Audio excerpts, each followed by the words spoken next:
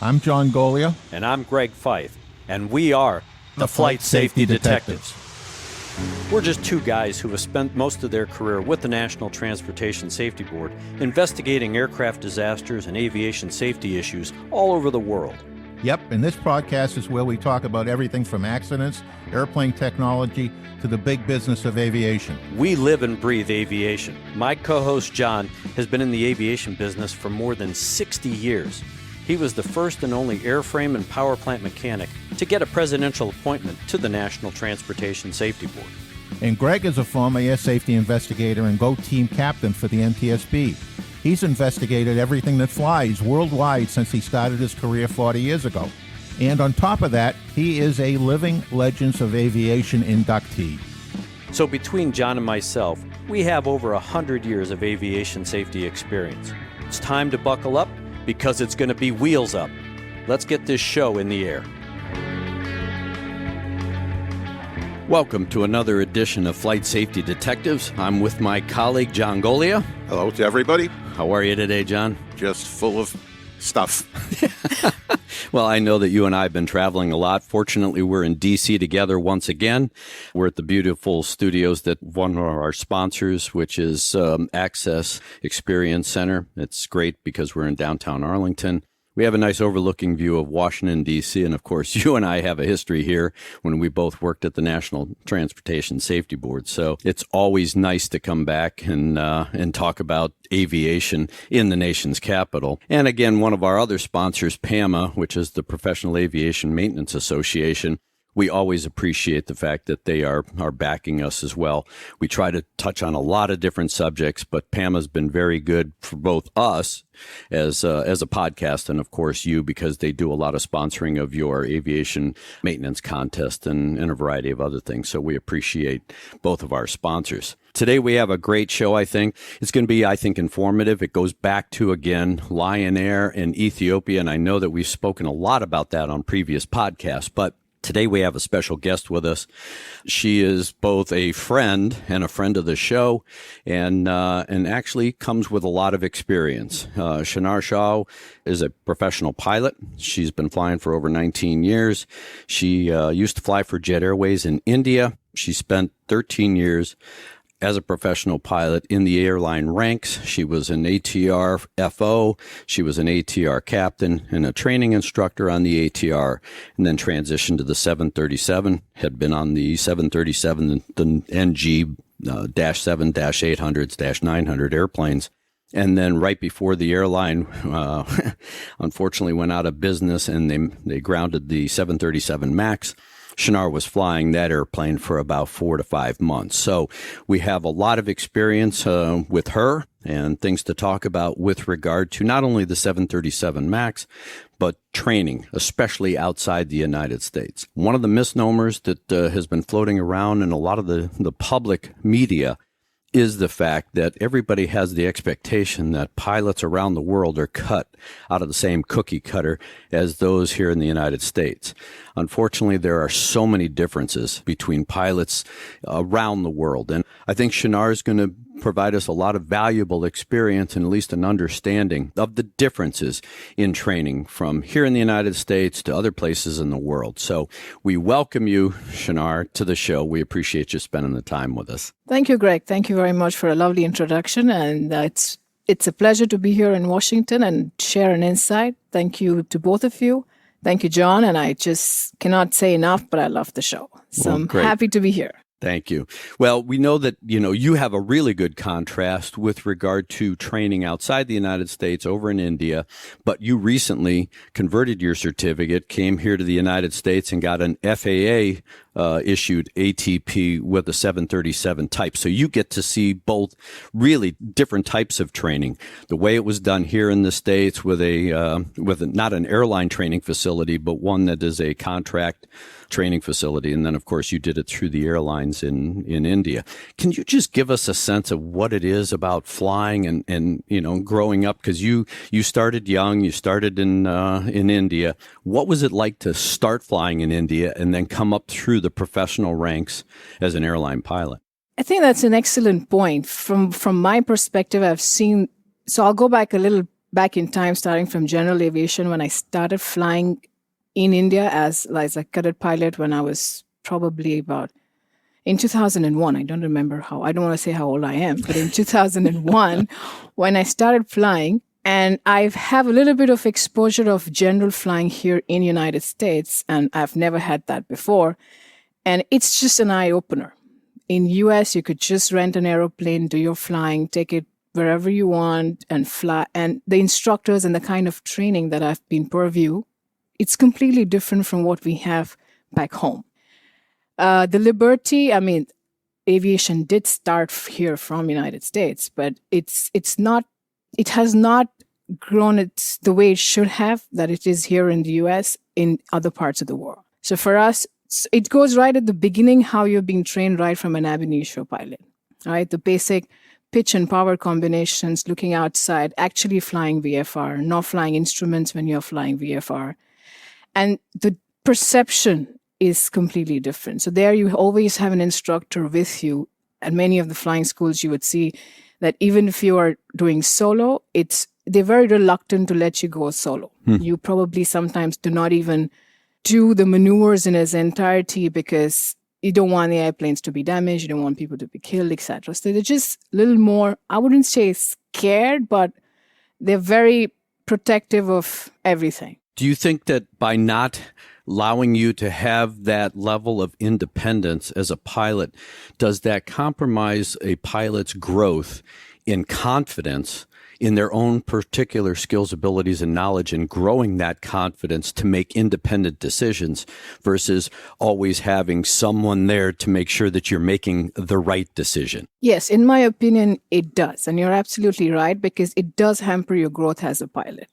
So what I've seen here is when you take off and when the procedures, your situational awareness, your decision making, that varies significantly if you have the airplane by yourself and somebody not telling you all the time what to do. So back home we have, and when I say back home, I'm saying in the other parts of the world, you always have somebody telling you, do this, do this, do this, do this. So you really don't not grow as a pilot as to, okay, what am I supposed to do next? And do you think that carries over sufficiently through your professional training all the way to being a captain? Because one of the things that we're always concerned with is that captain authority. That is, the captain is the final authority, but in working in a crew environment, you can still challenge a captain as an FO.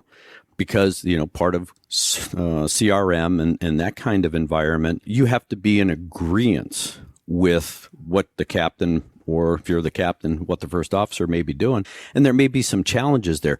Do you really have that experience growing up and learning to fly over in India or other parts of the world where you're constantly being told what to do versus, hey, what do you think of this? Let's make a joint decision and execute it. Yes, that's a great point. That's what you see in the rest of the world, which does not give you this liberty of doing what you really want to do.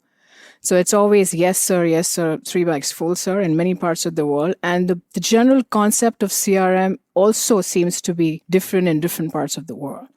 So CRM doesn't mean that whatever your captain say, you're just going to nod your head and agree and do whatever you want.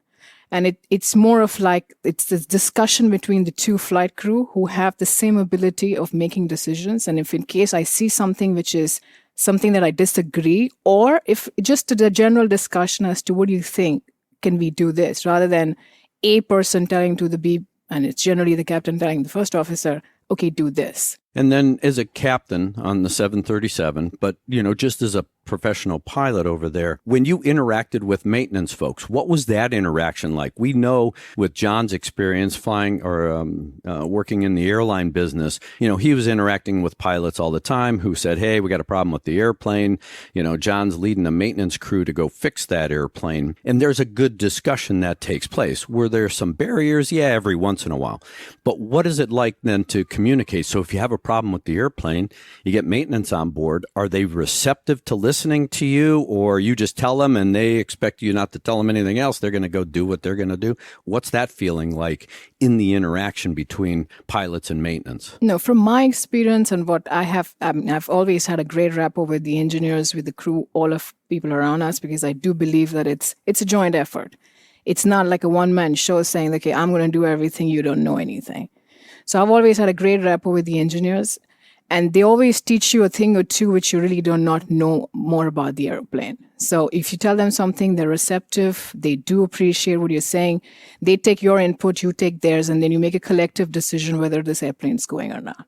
Well, yes, the that's great final to hear. authority does lie with the PIC to whether to accept the airplane or not, but it's not like, okay, I think it's not going to go because, in my opinion, it's not safe, then yes, you don't take it.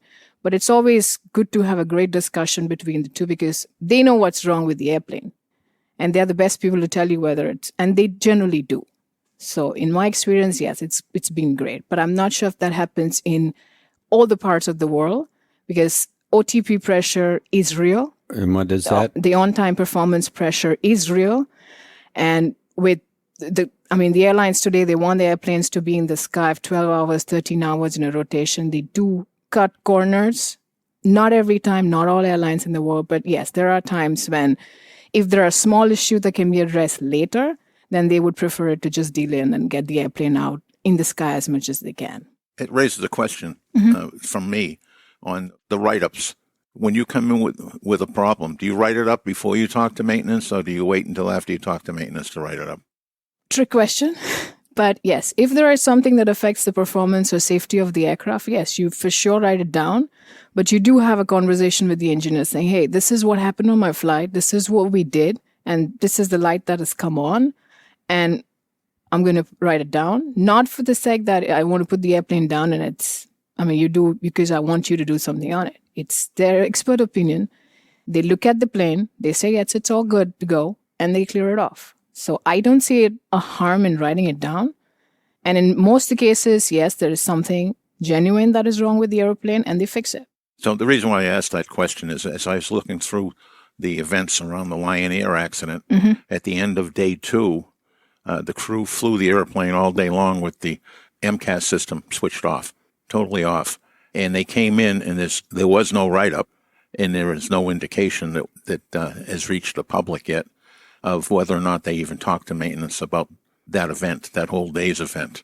So I was just curious as what the culture was on writing up items. That would be, in my mind, that's a critical item, but maybe the flight crew didn't realize that it was a critical item and they didn't write it up and they just verbally told whoever met the airplane. So that'll come out over time, but that was the basis of why I asked that question. Chinar, with regard to some of the way we train pilots, back in the day, of course, pilots go to ground school, they go sit in a classroom, they listen to somebody drone on for 8 hours about a hydraulic system or an engine or whatever. And there was always question about how much comprehension that pilot was getting out of sitting in a classroom, basically being bored to tears, tuning out, doing other things, being distracted and not getting all the good stuff. Of course, we've transitioned over the years with computer-based training or CBT type training. And there was a question with regard to the additional MCAS training after Lion Air about how it was going to be trained to pilots. Do they need to do it in the simulator? And then all of a sudden there was a lot of concern that the MCAS training was going to be basically iPad based. The pilot's going to be able to look at it on an iPad, read about it, understand it, interact with it. And that was a concern. Oh my gosh, we got to get them in the simulator. They got to fly it. Is that really the case? I mean, when we talk about CBT training, it is very interactive. It is engaging. It's intended to be engaging with the student, if you will. And while it does have a lot of benefits, of course, it does have its drawbacks.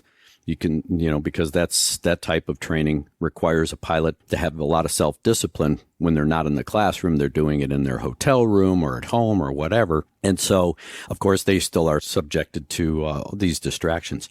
In your view of training as a whole, what do you see is the good parts of training and how pilots really get a lot of systems knowledge? Because this operation of the MCAS and all the consternation that's going on with the MAX is all about a system. It's not the airplane. And people keep saying that this airplane is going to be recertified. It's not the airplane that's going to be recertified. It is a system of the airplane. And as a MAX pilot, what's your impressions of this additional training that's intended for this MCAS? And is it really that big a deal from a perspective of a 737 MAX pilot? The 737, the MAX training, basically, it's not a different endorsement. Max is just about differences course. So the airplane is exactly the same how an NG flies. Actually, it's more quieter, it's more fuel efficient, and it's a beauty to fly the Max, according to me. And I just simply love that airplane. And it's just a differences training which we were given sitting in a classroom and a CBT. So we had CBT. Instructor came up, explained us the differences of what's different from an NG on the Max. So when you initially got typed on the 7.3, it was in a new generation or NG version of the 737. That's correct. And there's really not a big difference between the NG and the Max. Of course, it does have the MCAS, the maneuvering characteristics system on it, which is the subject of these two accidents that we've been talking about in previous podcasts. But the big thing here is it really that big a deal? I mean, as far as training, if you have that trim wheel moving, do you try to analyze, well, is that because it's a runaway trim, because it's a motor problem, or is it MCAS triggering it? You just want to know, hey, I got to stop that trim because Charlie over there isn't moving the trim and I'm not moving the trim and the autopilot's not on, so something needs to be done. Yeah, so it's basically just a differences training. The system is exactly the same how it was in the NG. So the actions that you would do in case of a runaway stabilizer, and that's one of the memory item checklists, that you do is exactly the same that you do on the NG and is exactly the same that you do on the Max. I think the concern here is the identification of the malfunction and reaction to the malfunction rather than the malfunction itself. Yes, we have come to a point where we are actually blaming a system that the system did not function the way it was designed to. Well, but in my opinion, it functioned exactly the way it was designed to function. Absolutely. So the root cause, it's not really the MCAS system in its own. Yes, the manufacturer gave you the differences training, but they did not mandate people saying that, no, this is only thing that you can do and you cannot do over and above. Your organizations worldwide have the liberty to add to their training as much as they want, as much as they feel, as if they risk assess their change and they feel that, no, this requires additional training for my crew, they're free to do it. Nobody's stopping them from giving additional training. But coming back to the point whether the system malfunction or is it any different from flying an NG and flying a Max, in my opinion, no. They're exactly the same aeroplanes. The Max is even more prettier to fly than the NG. It's just the identification and the reaction that whether you identify whether the malfunction, what is the malfunction, what's your reaction to the malfunction, and then what do you do? Tomorrow, if the electrical power goes off in an airplane, you're going to be all blinded and have 30 minutes to land. You cannot say, oh, the electrical power went off and I don't know what to do. And given the fact that you are a trained 737 MAX pilot, I know that your airline unfortunately has gone out of business, but when you went through that training program, when you stepped from the training program into the cockpit of that airplane, did you feel that you had the adequate or above adequate level of knowledge to operate that airplane under any condition and circumstance and do it safely? Yes, because we were trained enough. We had the CBT course for it. We had a ground school for it. The DGCA regulations are a little more tighter than what I've seen in the rest of the world. So they make sure that whatever changes do happen, it's properly risk analyzed and you're adequately trained. And we didn't have to have an additional simulator session or anything. It was a differences ground school. But the differences were laid out very categorically, and we knew exactly what the system is doing different than what an NG does. And in case if something goes wrong, this is what you're supposed to do. And one of the other issues, of course, that's come up is, at least with the Ethiopian pilot, and I know that it'll probably come up somewhat with Lion Air, and that is the fact that the first officer on the Ethiopian flight had, between 200 and 250 hours of total flight time, very little flight time in a turbojet or a turbofan airplane, i.e. the 737 MAX, and had transitioned out of a Cessna 172. That would never happen here in the United States. We have this 1,500-hour rule for commercial airline pilots. Again, that was implemented after an accident we had here in Buffalo involving a Dash 8 aircraft. The question is, the rest of the world doesn't have that 1,500-hour mandate as we have here in the United States. We see it in other parts. I've been over in China. I know that they're flying with pilots that have sufficiently less, 200, 300, 400, 500 hours. What's your experience with a low-time pilot, and then given the fact that you were an instructor on the ATR, did you see that being an issue when you were trying to train first officers coming into that ATR environment? What I would say in this context is having the number of hours exactly do not really matter. You can be like a 5,000-hour pilot and still not figure out how to fly a plane. You can do a procedure and let the autopilot do, and nothing happens to you because you've did the procedures and everything is in place. What I believe is happening is the lack of training, and especially the initial training that has been imparted. That needs to be strengthened, and which is, so you have here in the United States, there are veterans instructors who've flown these airplanes right from, I don't know, it's been a long time since people have been training here, and they know the concept of training. They believe what they teach. They let you do things hands-on, and then you have the liberty to take an airplane and have your own experience before you can actually get a license, which doesn't happen in the other parts of the world. So the level of training right from ab initio and then it's just a cascading effect. If you don't know the relationship between pitch and power and your horizon and your attitudes and what you're supposed to do, that's it. That's your basic, which is kind of flawed. And then that continues because airlines are not going to invest over and above. If they find you proficient in what they want you to do, they're going to put you in the seat and they would want you to go from A to B. And one of the questions, of course, with both of these flight crews that were involved in the accidents is the fact that they lacked airmanship. That is, I mean, you had a flyable airplane. Yes, did you have a lot of systems that, were warning them or providing alerts and they had to react to them? Yes, but they still had a flyable aircraft.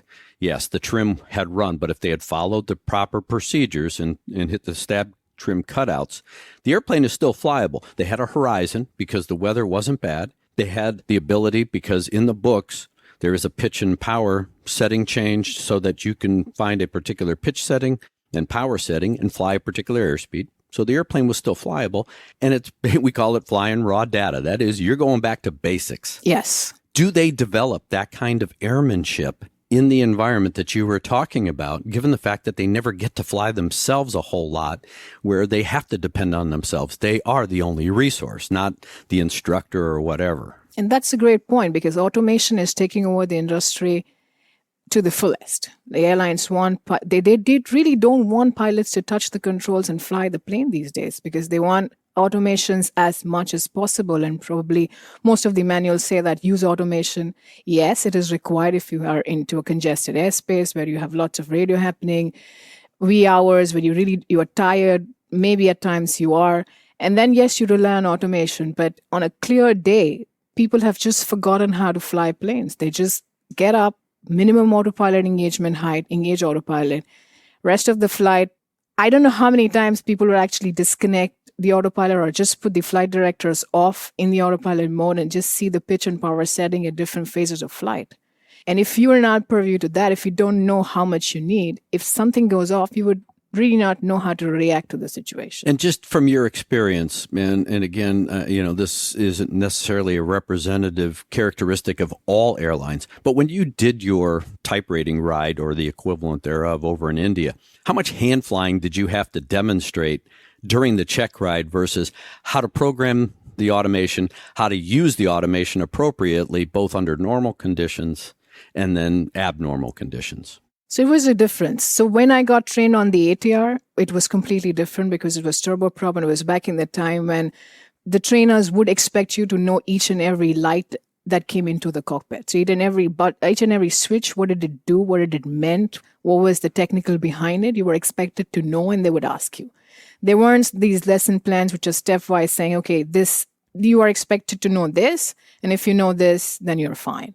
You were expected to know a whole lot more, and then they shared their experiences in the flight deck, and it was like a learning environment. As I transitioned to the jets, things changed. There's a set curriculum which is available. If you knew that those many items, you were good to go.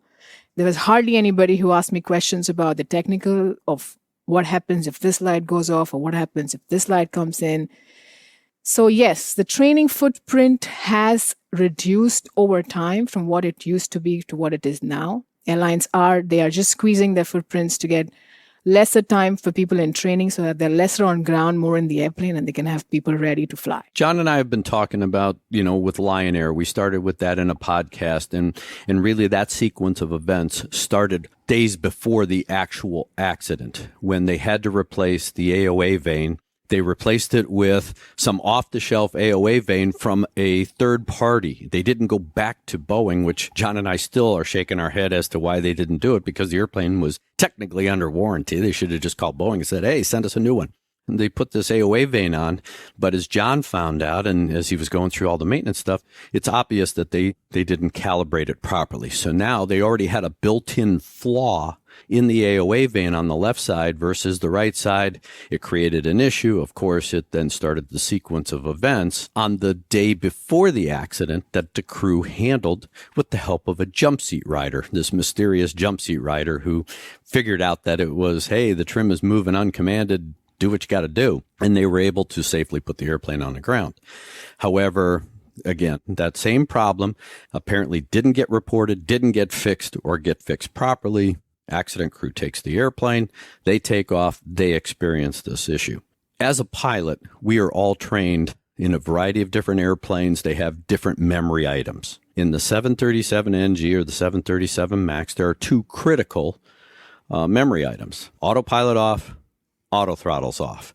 Can you explain, what it is about these memory items and what's the expectation of the pilot once they recognize, hey, I got an issue? What do they revert to? Do they revert to pulling out the checklist and trying to run through checklist items? Or what's their priority with all of this? The priority is that you need to A is to fly the plane. Come what may, if you have to get rid of the automation, get rid of it. And that's the key item in every memory item. The first thing they tell you is disconnect autopilot, disconnect auto throttle, because they want you out of automation so you can fly that plane. If you're in the automation, airplane is going to do what's commanded, and then you have no control over the aircraft. Memory items, the reason they are called memory items because they are time critical. If they are performed at the time they're supposed to be performed, things can be contained. And Boeing FCTM clearly says that if you have delay in executing these memory items, especially in case of malfunctions like airspeed unreliable at takeoff, there are chances that you will lose the control of the airplane.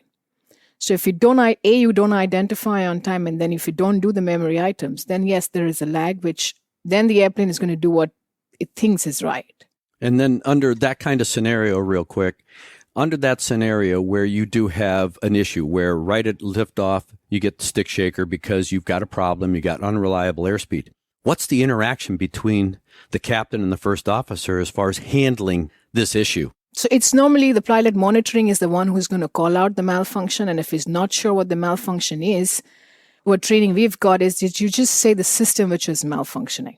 And once you identify what is wrong, you identify whether there are memory items or there are no memory items. Once you say there are, just perform those memory items, disconnect everything, do what is supposed to be done, fly the plane. Once you're at a sufficient altitude, now you've assessed the situation, now you know what is the problem, do your normal checklist. And then you go to the non-normal, pull up the checklist, and then do the rest. Okay. Because the reason memory items are designed is once you perform the memory items, the airplane will be in a safe zone. That airplane is safe to fly now. And now you figure out what the checklist says, what are the additional items that you're going to have, not have, land ASAP, et cetera, et cetera. Because that's what I've been preaching in our previous podcast, and I do it when I give safety presentations, and that is the automation is a great tool. But it is not the pilot. The human sitting in those seats, you got to be a pilot. Yep. Even when everything is going bad, you got to be a pilot. Mm-hmm. And in this particular instance, of course, a lot of the coverage that has happened since Lion Air and then, of course, through Ethiopia is that they want to put all of this, trust in the airplane to keep a bad pilot out of trouble. And, of course, the NTSB recently wrote some recommendations. They want manufacturers to dumb the airplane down to a level that, they're going to compensate for the worst pilot being in the airplane. I've got a problem with that. John and I talked about it for an hour in one of our previous podcasts, and a lot of the people we talked with in the industry have real problems with it. I think it's an insult, but that's a whole different story. But when you're looking at it from the standpoint of a professional crew member and you're flying the airplane, the fact that these folks in both of these sequences, one of the issues that's come up is they got overwhelmed with all of the bells and the whistles, the warnings and the alerts going off. And because of this overwhelming number of sounds and flags and that kind of stuff, this is what got them confused. In your experience, and of course you were an instructor, but you're also receiving training, how are pilots supposed to handle a professional pilot under these circumstances flying a turbofan aircraft, a jet aircraft? How are you trained to handle these multiple alerts? And is the training sufficient to help a pilot sort out, okay, I got to come up with this because that's my priority. I could care less what's going on with all these other alerts because they're just secondary to this or secondary to this. How are you trained to handle and prioritize these alerts and what you're going to do to remedy it? Yeah, so startle effect is real. I mean, if you consider human factors when it comes to incident investigations or accident, and you're an expert, yes, startle effect is real. But the point here is that if you are sufficiently trained enough in those safety critical items, then yes, if something of that sort happens, you know how to react. And the first thing that as a pilot that you do is fly the plane. Come what may, whatever happens, you just need to fly, aviate first, navigate, and then communicate. If you do that in that order, chances are 9 out of 10 times that you would be able to do exactly what you're expected to do. What's happening these days is that, especially in the training profiles that we've seen, everything is laid out for you. So for example, if you're going to, the instructor tells you exactly what's going to be your next exercise in the simulator. So if you are doing a reject, and after that, it's going to be a go around. After that, it's going to be X, Y, Z, whatever the exercise is. So you know the list. So now you're prepared that, okay, I've got this. Now I'm going to get this. Now I'm going to get this. But that doesn't happen in real world. In real world, it will happen, and then you will have to react. And this stems right from the beginning of what's your, again, I keep saying pitch and power, but that's exactly how a pilot is supposed to behave. Once you know at takeoff, I need 15 degrees pitch, full thrust, I'm going to level off, it's going to be 10 degrees, descend, -1, whatever. If you know the approximate figures, even if everything goes off, for a time being, you know exactly what your airplane needs. But if you're just by the book and doing procedures and you're like a parrot doing stuff in an airplane, then yes, startle it will take you by surprise. And then again, like if you don't do time critical items in time, the airplane will do it for you. Here in the United States, like you were talking about before, yeah, I can walk out, I can go get checked out and then rent an airplane and go fly myself around. And I am my only resource. So if something goes bad, I've got to be the cool, calm, and collected one to assimilate what's going on and then execute the appropriate procedures to remedy that particular situation. Given what you talked about in training, where you're never really your own advocate and your own resource, do you think that the startle effect, even in a crew environment, has a greater impact because that pilot never really learned how to accept and assimilate and then execute on their own? So all of a sudden you get all of these issues and you go into brain lock, and next thing you know, you're trying to react, but you don't know what to react to first. Exactly. Because maintenance these days and airplanes these days are extremely sophisticated. When an engineer gives you an aircraft, it's got no MELs, everything is just perfect, it's becoming a norm. So there's generally nothing wrong with these airplanes these days. They're well maintained, they're brand new, and they're well engineered. So the only time you can actually demonstrate these non-normals is in the simulator. And now if you tell me exactly what's going to happen next, and which is a set of items that have not changed since beginning of time, it's not moved enough towards the evidence-based training that we just keep doing things over and over again, which actually never happened in a normal life. And then when something happens which is out of the box, you don't know what to do. So yes, there is a priority that tells you if there's a warning, it's immediate attention. If there is caution, yes, it can wait for some time, but it has to be addressed. And if it is anything else, then you take your sweet time after your normal procedures are over. So the hierarchy of how you're supposed to attend to a non-normal is already defined in the books. But the question is, are we preparing our pilots enough, or are we addressing startle effect enough in the simulators where we have the time and the chance to do it? I don't think industry is still moving that far. I mean, if you're just laying out everything at every stage of training, and if you know that much, you're proficient, and then that's what's required. You brought up a great word, prepare. Are we preparing our pilots for these kinds of events? As an instructor, when you had new pilots coming through, you were instructing, you probably saw the top of the list, the best of the best, and then you saw the worst of the worst and something in between. Were they actually prepared and they just failed to execute timely or properly, or were they just totally unprepared? And was that a product of training or was that a product of themselves? That's a great point. Yes, like you mentioned, I've seen both the spectrum where there are some people who are extremely prepared and they know exactly what to do when. To there are some people who just think, yeah, we're going to take it how it goes, we'll see. And there's always a captain to tell you if you're doing something wrong. He just tell you. Or the attitude makes a lot of difference, and that's one of the key elements of CRM as well. So yes, what you generally see is the people who are actually prepared and have done their homework, they know what to expect. They're better situationally more aware of what's happening around them, and their decision-making abilities are much greater than a person who is totally unaware of what he's supposed to do. Because now he doesn't have to worry about what needs to be done because he's not prepared, so he needs to know what needs to be done. And then if something comes in addition to your normal workflow, then now you're totally overwhelmed because you don't know the normal. There's no way you're going to know the non-normal. Yes. So there is a marked difference between being prepared and unprepared. And one of the concerns that I've had with CRM or crew resource management is that while both pilots do go through the course of CRM, some are, 8 hours, some are 16 hours. It all depends on the airline and what they're covering as far as human factors and communicating and interaction and that kind of stuff. Does culture play into this? Here in the United States, we've broken down that wall so that the FO feels empowered that if the captain's doing something wrong, they're not afraid to either speak up or take control of the airplane. Having worked accidents all over the world, especially over in Asia, while they do go through CRM training there, I've done a number of accidents where you had a junior first officer, 1,500 hours. He's not going to stop or tell the captain who's been flying, he's 56 years old. He's been flying for 20,000 hours that he's doing it wrong. And they dutifully watch the captain fly the airplane into the ground. Do you think that culture, societal type culture, has an influence of whether or not CRM, which is a critical element in the cockpit under abnormal conditions, high stress, high anxiety, do you think that has an influence, good, bad, or indifferent, in the way pilots perform? Yes, it certainly does. And coming from a culture where positions and hierarchy and your seniority plays a significant role, yes, I have seen people who are completely submissive only because there are times that you're flying either with your post holders or you're flying with a DE or a senior TRI, an examiner or an instructor, a person who's trained you right from the beginning and you've made you a first officer essentially.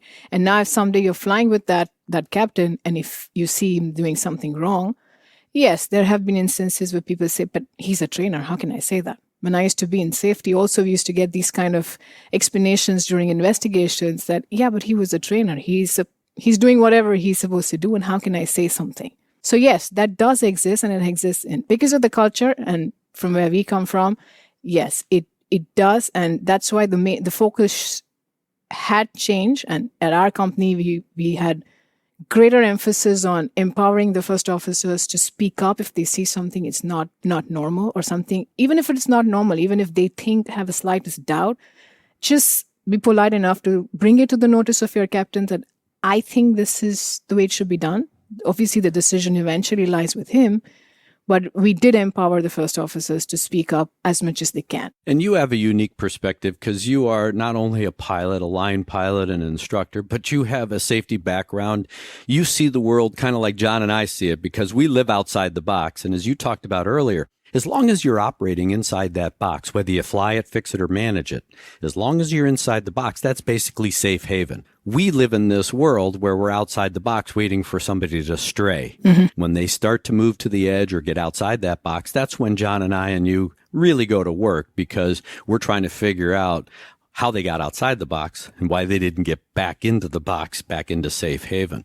And so from your perspective and again, I know it's early and we don't have final reports, but we've all talked about all of the stuff that's being reported. Some of it's fact, some of it's fiction, and who knows what the rest of it is. But with regard to these two particular flight crews and these two accidents, I mean, as we just talked, as long as you got a flyable airplane, as long as you got power, you still have wings on that airplane, and you're still able to control it. Again, the pitch problem with the, quote, runaway trim or the MCAS trimming the airplane, a lot of that, and again, I've dissected this, a lot of that was induced by those crews because they failed to follow all of the procedures that would have let them maintain control of the airplane.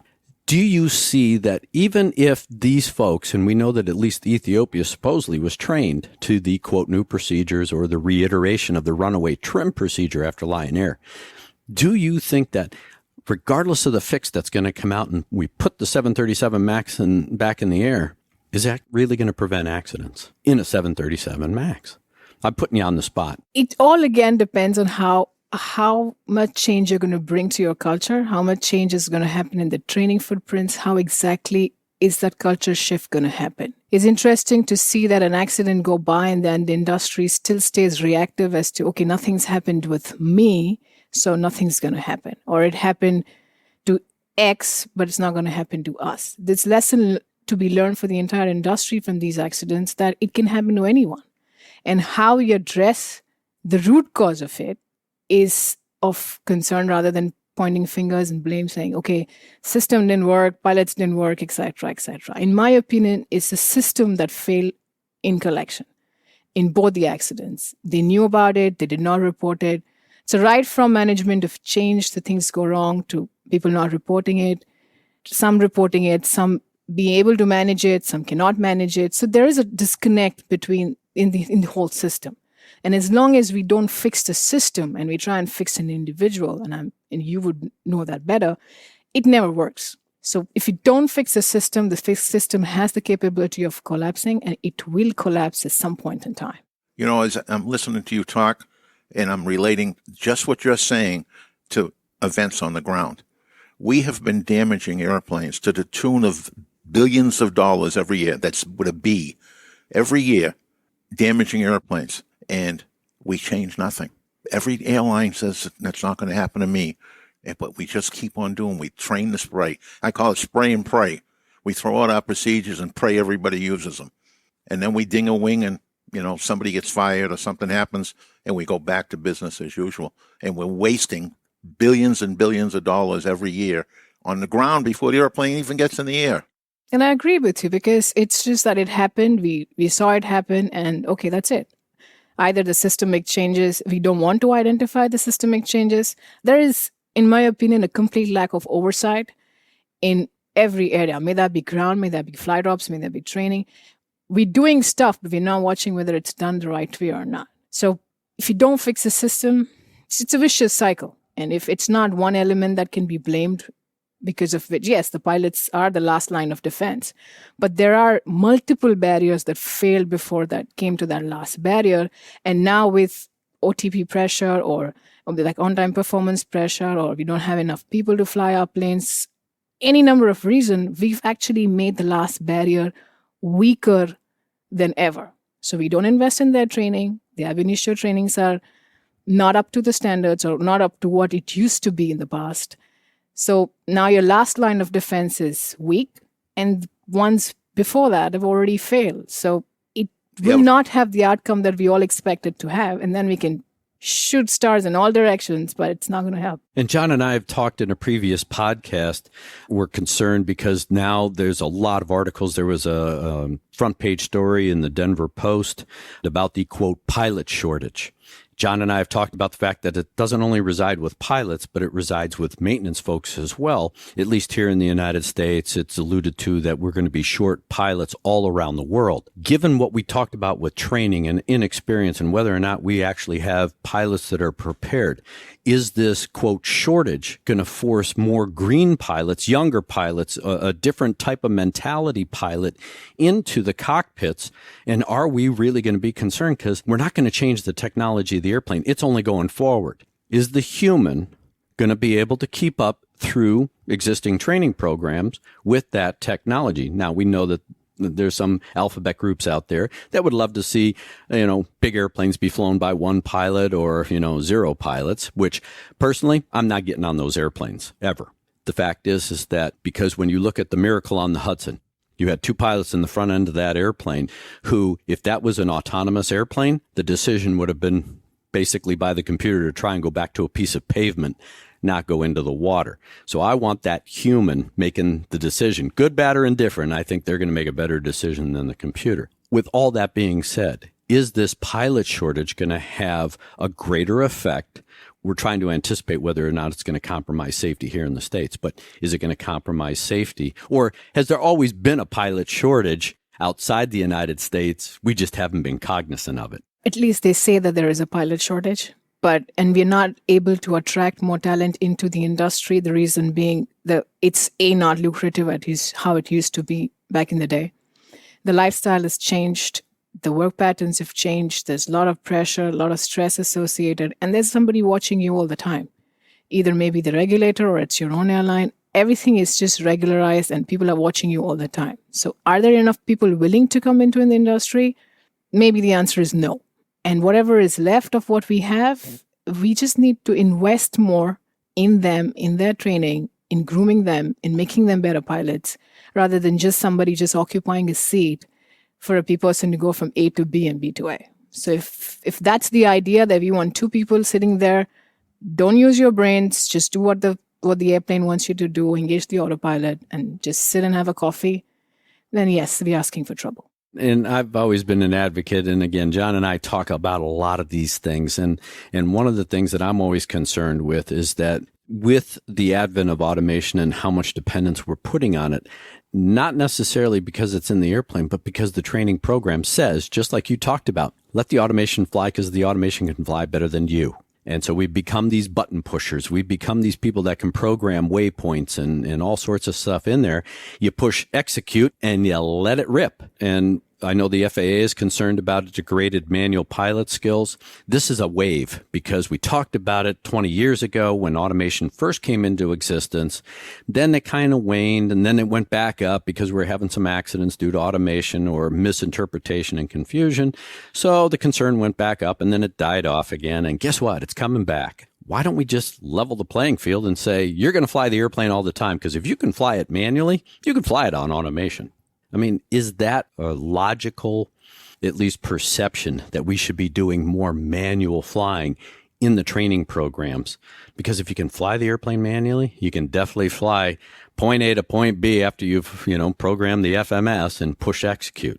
Is that possible? In my opinion, yes, it should be. I'm not saying that you need to fly the plane all the time because it's humanly not possible given the human factors that are involved with it, especially the increase in traffic, the kind of sectors that you're doing, the kind of changes your body goes through because of the amount of flying that you're doing. It's not like olden times where you just did 2 sectors, 3 hours a day, came back home and had a sweet 36-hour rest before you could go back again.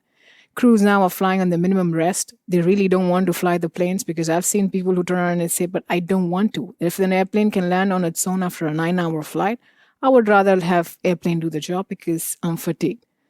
So people are flying back to back with minimum amount of rests, changing time zones across the globe, going east sometimes, immediately left sometimes. So there are a lot of elements that are in effect as far as a pilot is concerned.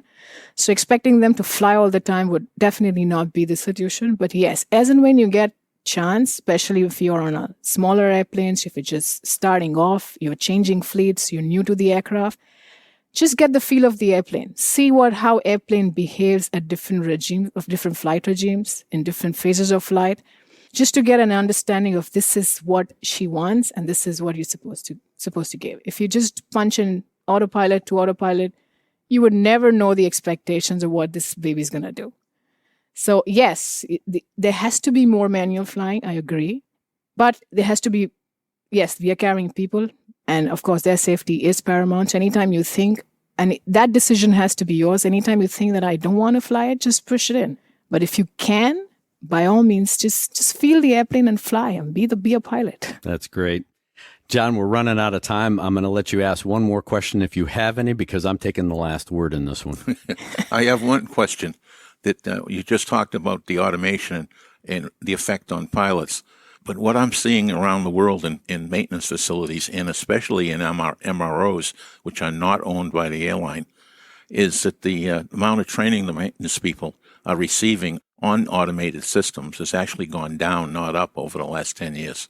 And now we're relying upon the automation in the cockpit, but yet the people that are responsible for maintaining that level of automation don't have the basic understanding or the full understanding of the systems that they're working on. And that's been raising my hair a little. What's left of my hair, it's been raising it up a little bit, because sooner or later we're going to have a mechanic that's going to make a mistake with the automation, and the pilots and passengers are going to pay the price. Mm-hmm. Last question for you. Yes. 737 MAX comes back into service. You going to fly it? Even now. Somebody has the keys, I could just go fly now. That's it's a beautiful, that's the way I wanted to end beautiful the show. machine, and it's a great airplane, very well engineered. It's unfortunate what has happened, and we definitely do not want it to happen again to anybody.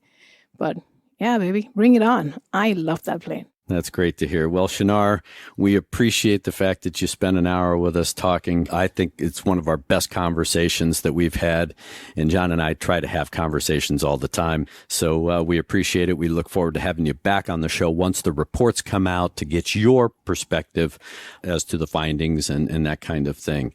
And for those of you listening, we would always appreciate your feedback. You can contact John or myself at Flight Safety Detectives with an S at gmail.com. We'd love to get your feedback on this particular show. If you have any ideas or topics you want us to cover, we'll research them. We'll have guests. We'll talk about it and see if we can answer questions. But we encourage you to partake into the podcast. We want you to be interactive with us. So with that, on behalf of Chinar, my colleague John Golia, I'm Greg Fife. Fly safe. To listen to more episodes of the show, go to flightsafetydetectives.com or the Professional Aviation Maintenance Association at PAMA.org, and wherever you find your favorite podcasts. Catch us next time when John Golia and Greg Fife talk about all things aviation. Thanks for listening.